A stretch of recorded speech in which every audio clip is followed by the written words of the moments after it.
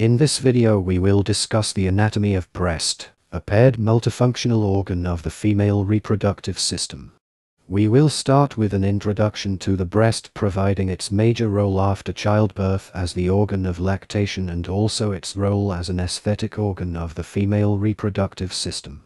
Following that, we will focus on the descriptive anatomy of the breast, important for the assessment and surgical treatment of aesthetic abnormalities. Next, we will take a closer look at the multitissular structure of the breast as fatty, fibrous and glandular organ. We will, then, go through the anatomical relations of the breast that remains important to consider during cancer surgery. Afterwards, we will proceed to describe the blood and nerve supply and lymph drainage of the breast before summarizing. The breast, also known as the mammary gland, is a paired exocrine gland. Rudimentary in men and children, it belongs to the female reproductive system. The size of the breast is individually variable. The mammary gland constitutes the organ of lactation, and the breast, as a whole, has a particular aesthetic importance for women as it is the target of the most frequent aesthetic surgeries. The breast lies in the subcutaneous tissue just above the fascia superficialis of the anterior thoracic wall. Despite individual variations in size, the extent of the base of the breast is fairly constant, from near the midline to near the mid-axillary line, and from the second to the sixth ribs. It overlays pectoralis major, overlapping onto serratus anterior and to a small part of the rectus sheath and external oblique muscle. A small part of the upper outer quadrant may extend laterally to form the axillary tail. Rarely, the breast may penetrate the deep fascia of the axillary floor. The breast weighs 200 to 500 grams. Its weight increases during pregnancy, breastfeeding and premenstrual phase. The shape of the breast consists of three concentric areas: the periareolar skin, the areola and the nipple. The dermis of the periareolar skin is connected to the superficial fascia behind the breast by strands of fibrous tissue called the suspensory ligaments of Cooper. The superficial fascia is the upward continuation of the membranous layer of superficial abdominal fascia of Scarpa and is condensed behind the breast, forming a posterior capsule. The periareolar skin is thin and smooth. During pregnancy and lactation, subcutaneous veins are usually visible. The areola is an area of pigmented skin of 3 to 5 centimeters doubled in its deep face by a smooth muscle, the areolar muscle. Some large sebaceous glands under the areola glands, may form small elevations, tubercles of Montgomery. Its color is individually different and is more pigmented during pregnancy. The nipple projects just below the center of the breast and is surrounded by the areola.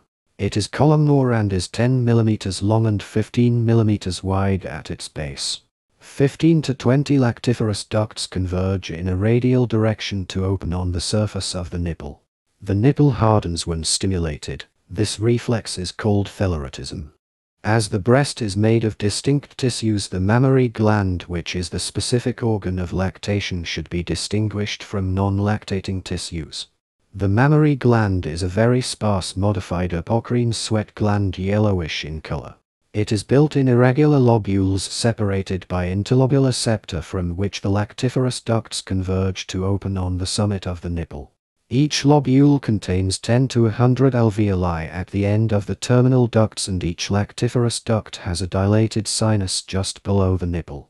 Alveoli are spherical collections lined of two layers, one of epithelial cells that become the active milk-secreting structures during lactation and one of myoepithelial cells that has an importance in the pathological analysis of breast malignancies. The non-lactating breast is a fibrous and fatty tissue.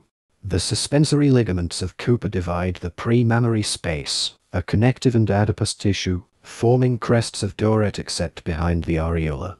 This retroareolar space contains the lactiferous ducts surrounded by muscular fibers, which contraction narrows their lumen, ejecting milk during lactation. Between the posterior capsule and the fascia over pectoralis major is the retromammary space, connective and adipose tissue, traversed by lymph vessels and some blood vessels but relatively avascular. The areola is particularly rich in pigmented cells, hair follicles and sweat glands. As the breast is a mobile organ suspended to the anterior thoracic wall, its supports are not much developed. The breast is connected to the nipple by the open ends of lactiferous ducts and to the areola and anterior thoracic wall by suspensory ligaments of Cooper. The breast is a superficial organ lying on the anterior thoracic wall. Thus, it is in contact from front to back with pectoralis major and pectoralis minor muscles, ribs, intercostal muscles and pedicles and pleura and lungs. The blood supply of the breast is, mainly, ensured by the subclavian and axillary arteries through 4 pedicles. The lateral thoracic artery, from the axillary, gives branches that curl around the border of pectoralis major and by other branches that pierce the muscle and penetrate the gland in its lateral side. The internal thoracic artery, from the subclavian, sends branches through the intercostal spaces beside the sternum that penetrate the gland in its medial side. The intercostal arteries, from the aorta, supply the posterior side of the gland through small perforating branches. The thoracoacromial artery, from the axillary, gives pectoral branches that supply the upper part of the breast. The various supplying arteries form an anastomosing network. The veins of the breast are deep and superficial. The deep veins run with the main arteries to internal thoracic and axillary veins. Some drainage to posterior intercostal veins provides an important link to vertebral veins. The superficial veins anastomose across the midline. The lymphatics of the breast are common to the mammary gland and overlying skin. They cross the midline and are deep and superficial. The deep lymphatics consist of 2 main chains. The infraclavicular and axillary nodes, the upper and lower outer quadrants, and are subdivided in the axillary fossa into 5 groups: pectoral, subscapular, lateral, central and apical groups. The internal thoracic nodes drain the upper and lower inner quadrants and are scattered through intercostal spaces. The deep lymphatics drain to supraclavicular nodes and to thoracic duct or the right lymphatic trunk. The superficial lymphatics drain to the opposite breast, cervical nodes, the peritoneal cavity and liver through the diaphragm or through the rectus sheath, or even to inguinal nodes via the anterior abdominal wall. The overlying skin is supplied by the cutaneous branches of intercostal nerves T4 to T6. Sympathetic fibers supply the blood vessels and glands, but the control of lactation is hormonal. For future gynecologists, the extensive removal of the breast and adjacent tissues for carcinoma so common in earlier decades has now given place in many cases to local excision supplemented by radiotherapy and chemotherapy. If simple mastectomy is required, the breast is stripped off the pectoralis fascia and adjacent muscles, together with axillary fat and lymph nodes. For more radical procedures, 1 or both pectoral muscles can be removed as well. In axillary dissections, damage to the long thoracic and thoracodorsal nerves as well as to the main branches of the brachial plexus must be avoided, but the intercostobrachial nerve can be cut when clearing fat and lymph nodes. If both pectoral muscles are being removed, the pectoral nerves can also be cut, but if pectoralis major remains, the lateral pectoral nerve must be preserved so that at least part of the muscle retains a nerve supply. In conclusion, the breast is a size-variable organ that occupies the anterior thoracic wall. It has a major role in lactation and benefits from a rich blood supply, allowing different procedures according to the degree of removal required.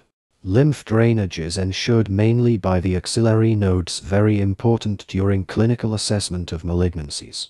Its secretion is neurohormonal mediated.